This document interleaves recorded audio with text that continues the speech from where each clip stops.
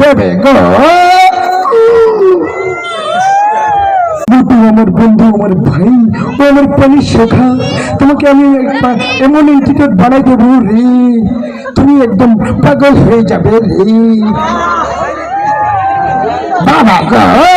Doctor ঝটকা কি বলছে গো?